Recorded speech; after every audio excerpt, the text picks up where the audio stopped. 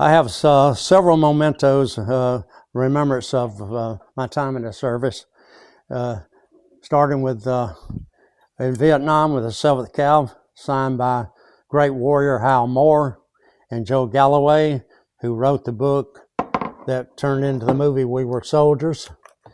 Autographed books from General Moore, notes from General Moore to me. He became a friend in retirement. Here I have a piece of marble, just like the one the Vietnam Wall is made of, which was made by one of our soldiers who was an artillery unit that supported the Battle of the X-Ray. Chinese grenade was brought back.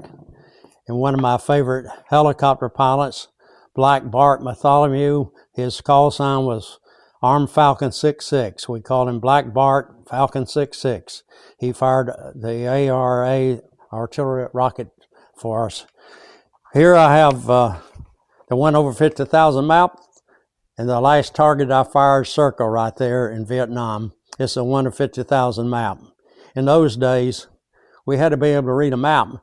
One square is a grid square. That's 1,000 meters. And you had to be able, when you see flat terrain and no terrain features, you had to be pretty good to find exactly where you were within a few hundred meters. So if you could get within 200 meters on your first shot, you were really good with artillery. Here's a knife I carried, it taped to my harness all the time I was in Vietnam.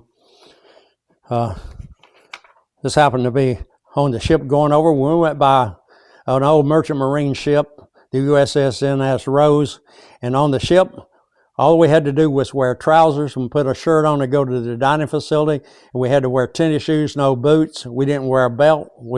That's how we walked around, because it had no air conditioning on that ship. For 30 days from Charleston, South Carolina to Vietnam through the Panama Canal. Here are a couple of photographs. Actually, I was at this battle where I was a fire support officer supporting the unit of this company in that battle in Bang Son. Both of these made publications in Army magazines. VFW, I can't remember, both in VFW magazines. Here I have, while I was a battery commander of the 2nd Armored Division in Fort Hood, my battery, I was chosen by all the generals there to be the battery commander that fired the 21 gun salute for President Johnson when he toured. There's a picture of my battery that conducted that. And we made ashtrays out of the shells. Nice shells we had in those days. Pictures here of what I looked like, skinny 150-pounder in Vietnam.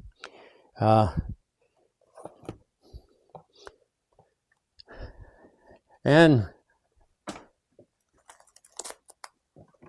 myself in Korea, there I did a little pheasant hunting with my commander. I taught him how to pheasant hunt. That's one of my gun crews there. My unit was 80% Korean soldiers in Korea. I had 5 U.S. sergeants, and all the rest were Korean soldiers. So I have tons of, there's a picture of me, my chief of fire and battery, my battery commander when I was a lieutenant in Korea. I made friends in Korea with this fellow. I met this fellow. It's a nice story. He belongs to MOWW, Captain Weldon Nash. He's an A&M Aggie, and I was touring my perimeter. Here I am sitting with my Korean counterpart, lieutenant, on the Jeep. I was touring my perimeter, which I was 6,000 meters south of the DMZ. My guns were in place. The other 2 batteries were march order. In other words, the guns were hooked to the trucks ready to move. But in my case, I had my guns in bunkers with ammunition ready to shoot to North Korea. And I was checking the perimeter, about just getting almost dark, and this lieutenant's walking down the road, dirt road. I said, "Lieutenant, where the heck you going?" He said, "I'm looking for the 17th Artillery." So I said, "Wait right here." And I got a Jeep around, picked him up, and it happened to be Weldon Nash. And he was looking for the 17th Artillery. So I took him there and dropped him off. We became friends, and here we are reconnecting Years later, after I moved to Dallas, I had a photograph said Weldon Nash, Dallas, Texas. I looked in the phone book and called him, and we met and we reestablished our friendship. Here's the two of us with 17th Artillery hats that we got. And that's the story of meeting a band of brothers. We met in Korea in 1964. I'd been there 7 months when he arrived. So I like to say I taught him everything he knew about the artillery, but that's not exactly true. Here I have an assortment of all the different badges except for the CIA badge that I had to wear when I was in D.C. The Joint Staff, Defense Department, the Nuclear Test Site, Nevada, Department of State, Coast Guard building, many badges that I had to wear. I kept as a souvenir because in one occasion, as a lieutenant colonel on the Army staff, I was appointed an action officer for a very top secret mission, and only 2 people in the Army had the clearance, the Chief of Staff of the Army and me. So I could exchange, I had to write top secret documents for the general, and I kept this return to Colonel Forest only. So I kept this because I had a one-on-one with the Chief of Staff of the Army because he was cleared and I was cleared, and no one else on the Army staff had the clearance. And the purpose of this was each service, because of the leaks in Washington, we would be sitting around, we would read something in on the Boston Globe or the Washington Post saying, hey, that's classified. And a lot of it was coming leaks from the Defense Department for people who were hardliners, didn't want President Reagan to do what he wanted to do.